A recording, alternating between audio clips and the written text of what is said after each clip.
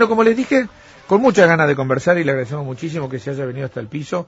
Estamos con Juan Vicente Sola, no Solá, aunque me dijo, mira, estamos tan acostumbrados ya, y ahí aprendí algo que yo no sabía, que es que hay de origen vasco y de origen catalá. Ajá. Y el Sola es vasco. Tiene. Muchas gracias por estar acá, un placer. Gracias a ustedes por invitarme. No. Bueno, a ver, lo que queremos es ir como de mayor a menor, digamos. ¿Para qué sirve un código civil? Bueno, este es un debate que se planteó mucho en la Argentina cuando Sarmiento empuja la sanción del Código Civil en 1869. Porque el debate en aquella época era si se aplicaba lo que se llamaba la escuela histórica del derecho, es decir, el derecho a medida que fueran saliendo las leyes y las costumbres se fueran aplicando, que es lo que aplicaba todo el mundo, o la idea francesa del de Napoleón, escrito, de sacar todo escrito, racionalizado y demás. Ganó el código en la Argentina porque la idea que tenía Sarmiento y también Alberdi era que había que derogar el derecho español, el derecho colonial, que es un derecho muy enrevesado porque venía hasta de la ley de partidas, que es del año 1000, 1100, después había leyes del periodo colonial, leyes patrias, leyes provinciales. O sea, era un lío bárbaro. Imposible. Por lo tanto, el código no se unificaba. Hubo un gran debate, hubo dos grandes debates que son muy parecidos a los de ahora. Una fue la polémica entre Vélez Sarsfield y Alberdi. Alberdi le dice, usted hace un código, copió un código de un país que tiene esclavos, porque había tomado del proyecto de Freitas en Brasil, y de un país que tiene un sistema no republicano, que era Francia.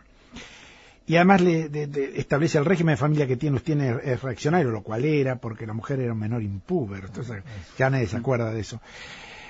Y la otra gran polémica era que algo que no sé si acordar ahora, es que se aprobó el libro cerrado. Nadie pudo decir nada. Creer.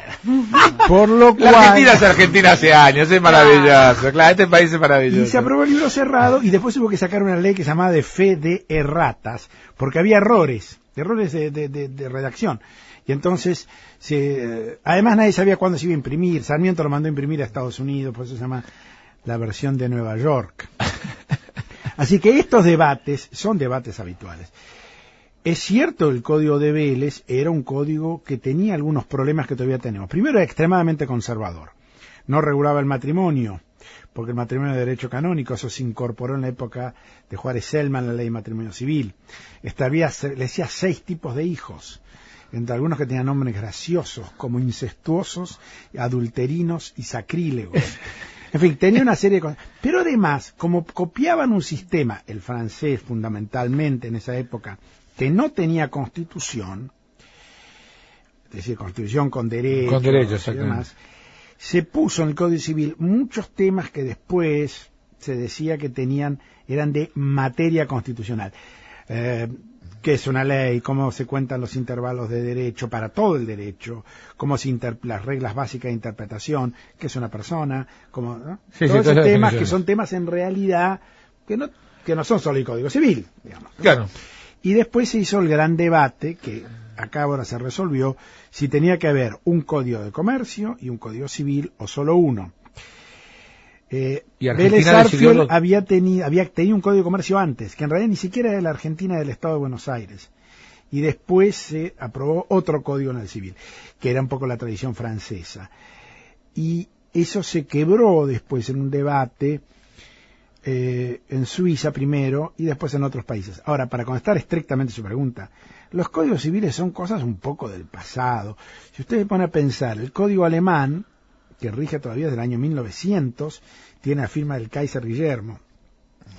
El código italiano es del año 42 y tiene las firmas de Vittorio Emanuele, rey de Italia, emperador de Etiopía, y Mussolini, y claro, Grande. No te puedo creer. El código portugués, que es prácticamente el último, salvo el paraguayo, ¿no?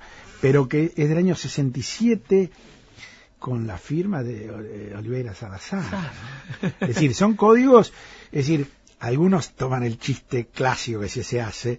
Miren que cómo serán de irrelevantes los códigos civiles, que se mantienen códigos de esa época y siguen estando vigentes. ninguna norma es tan importante. Pero la realidad es que los códigos son Los americanos, que en Estados Unidos hay un código, porque se llama el Código de Estados Unidos, que abarca toda la legislación federal, tienen algo que se llama el restatement. Cada tanto, el American Law Institute hace una especie de concentración de nuevas normas, fallos judiciales y demás, para que la gente lo sepa. Y eso es la función un poco del código. Es más fácil agarrar un libro que agarrar... Claro, fallos. Es un poco un ordenador en realidad. Pero también tiene algunos inconvenientes esto. Los primeros comentaristas del código argentino, y esto es una cosa que también vuelve, eran lo que se llaman los exégetas, usan como la Biblia. Claro, ¿no? sí. Vamos a consultarle al exégeta. Claro, entonces está el artículo y el comentario. Así por 50 años, no es que... Recién 50 años después, con Salva Ata, aparecen los libros de Derecho Civil, que dicen, bueno, cuentan todo, y citan el artículo, pero no lo ponen primero el artículo y después el comentario.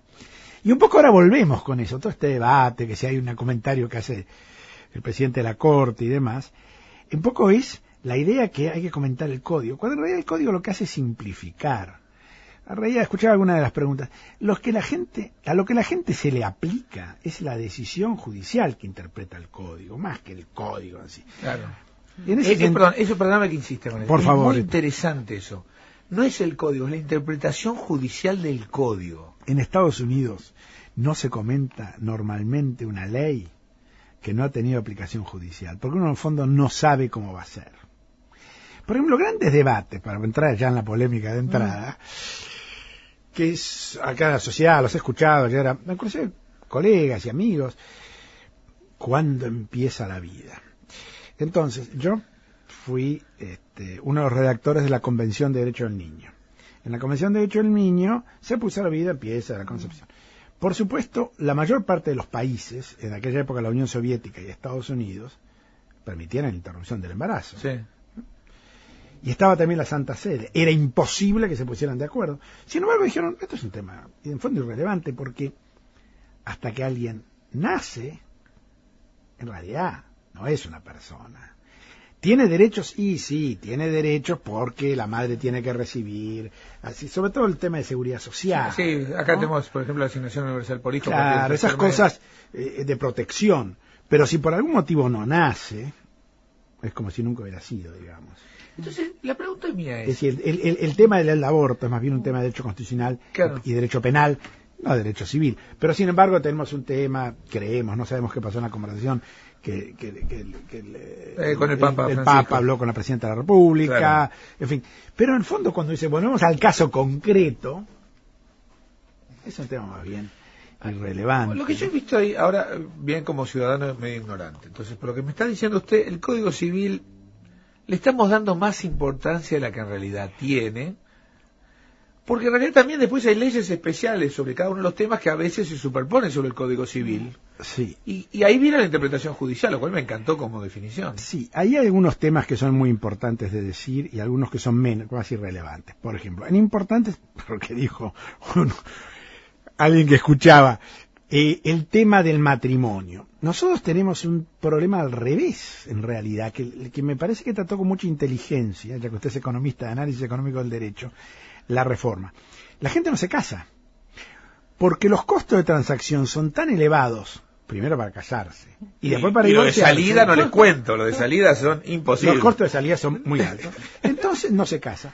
Y esto crea una gran indefensión, porque el régimen patrimonial del matrimonio es muy fácil cuando hay matrimonio, pero ¿y cuando no hay? Entonces el código lo que hace es darle efectos a la unión que llamábamos antes de hecho, va a llamarla de alguna manera, que era una unión en realidad de convivencia, y le da casi los mismos efectos. Por lo tanto, casarse o no casarse, en general, es igual. Y si es igual, es probable que la gente se case, no que no se case. Claro. Porque no me caso porque es los costos de salida. Pero si es lo mismo, me va a pasar y bueno, me caso. Claro, después hacemos fiesta, claro, hacemos una fiesta. Sí, total. y además tiene mayores certezas, es más fácil de probar, no hace falta. No, aparte en teoría, es más, si vos tenés una cuestión que te dice, mira, si no haces nada, en realidad se generan los derechos. Ahora, si te casás y puede haber contrato prematrimonial, en realidad el incentivo es más alto a casarte, porque vos ya dejás las reglas escritas Exacto. antes. Este es un problema que tenía Vélez Sarsfield. Vélez Sarsfield en realidad, esto es una cosa que muy poca gente sabe o muy poca gente recuerda, era profesor de economía política. Para los que son economistas se usaba el libro de James Mill, del De padre, Mills, el del sí, padre de John Stuart Mill. Correcto. Y entonces el código quería evitar problemas, evitar cosas que llevaran al excesivo litigio. Totalmente. Por lo tanto, tiene muchas medidas que, una, la disolución rápida del condominio, otra es no tener el acuerdo prenupcial como tenía el Código de Napoleón. Porque él decía, si va a haber, no lo decía, pero si hay un acuerdo prenupcial va a llevar a litigios. Si la legítima, tenía muchos temas que quería resolver rápidamente, que no hubiera conflictos, litigios de años, en caso después de muerta. Ahora, ese era el problema del mundo de 1869, de una sociedad que recién aparecía. La sociedad actual es un poco distinta. Sí, totalmente. Entonces, Bueno, en la sociedad actual la gente quiere arreglar el tema patrimonial por muchos motivos, porque quiere resolver el problema, para empezar, de que va a pasar la gente que tiene más plata que otro, o que se casa uno más grande que el otro, o que tiene hijos de uniones anteriores. Exactamente. Entonces, todo este tema, la mejor manera es dejarlo también, escrito antes, claro. bien economista, Gaussiana, diría, para los economistas totalmente. que entienden este tema de dejarlo escrito antes, acordarlo, y se acabó la cuestión. Además, esto tiene un problema muy fácil. Es siempre más fácil ponerse de acuerdo cuando uno se va a casar, que está de buen humor, enamorado y feliz. Que no en el divorcio cuando estás a los tiros, claro. Uno está a los tiros. Cómo me encanta, o al fin un abogado práctico, Sí. claro. Pero además esto está muy estudiado, ¿no?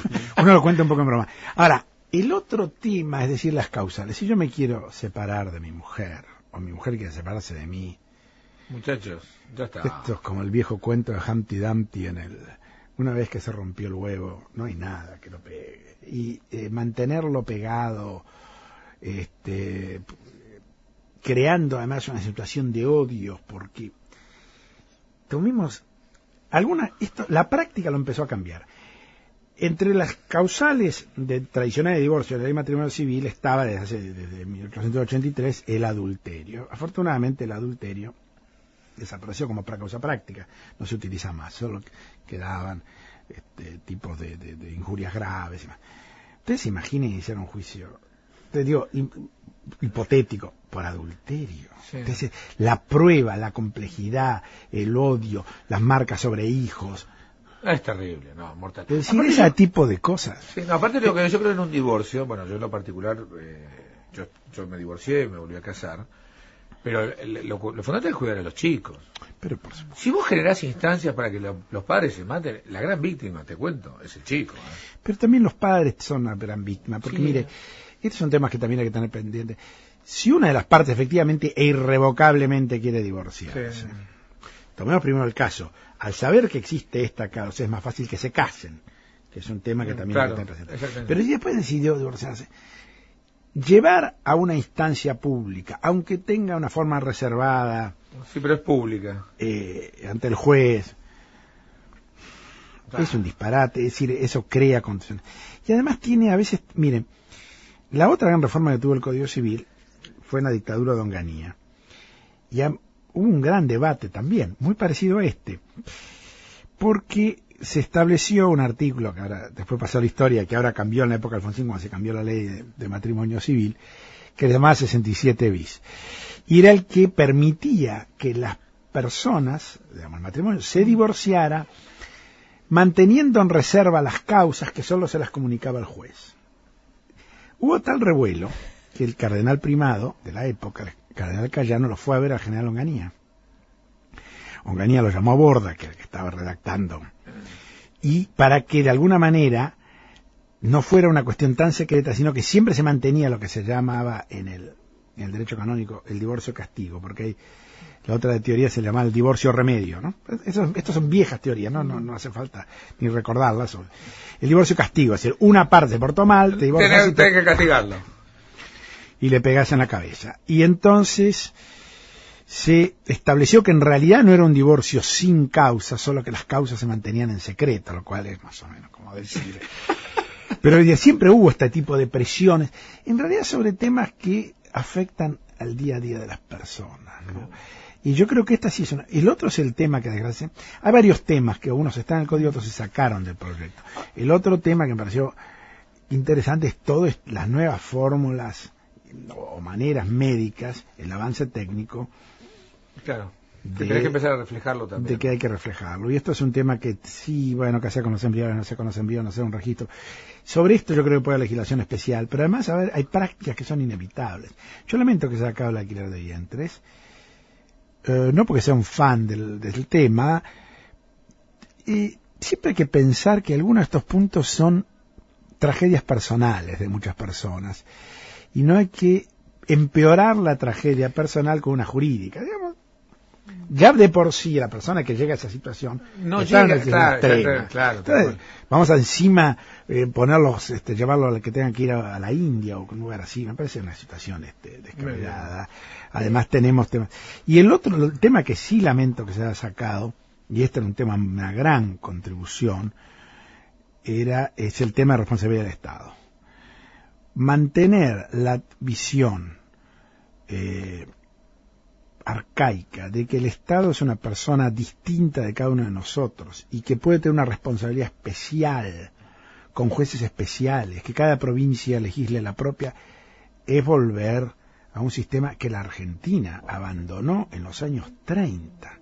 El caso se llama Devoto contra el Gobierno Nacional, por si a alguno le interesa, pero es un tema muy antiguo, fuera de discusión, que se volvió a establecer cuando la Ley de Procedimiento Administrativo, que se trajo de la dictadura de Franco en el gobierno de Lanuse, se establece algunos tipos de privilegios. Y ahora, desgraciadamente, se ha vuelto a ese sistema.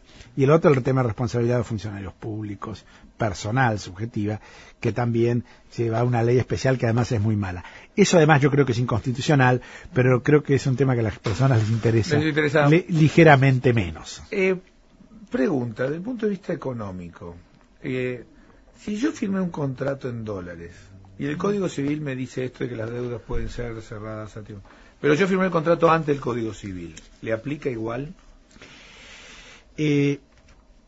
Esta reforma es una reforma muy desafortunada, cuya aplicación yo creo que es de muy difícil